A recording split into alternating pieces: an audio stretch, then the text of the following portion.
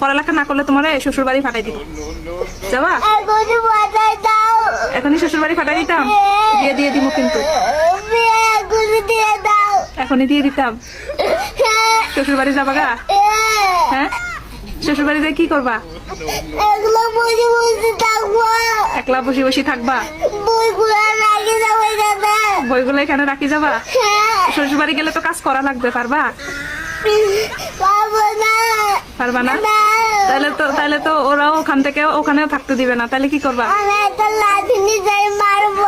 একটা লাঠি নিজে কারা মারবা? শ্বশুরকে মারবা। আচ্ছা, লাঠি নিয়ে যায় শ্বশুরকে মারা লাগবে না, তুমি এইখানেই থাকবা, কিন্তু তুমি পড়ালেখা করবা। হ্যাঁ, পড়ালেখা করবা না? করবা না? হ্যাঁ, শুধু রাগ দেখায় তো পড়ালেখা করবা না? পড়ালেখা করবা না?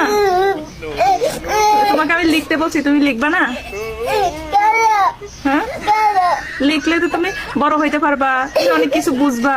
লেখাপড়া করা তো ভালো, ভাত খাই বড় হইতে পারবা। পড়ালেখা করলেও তো ভালো।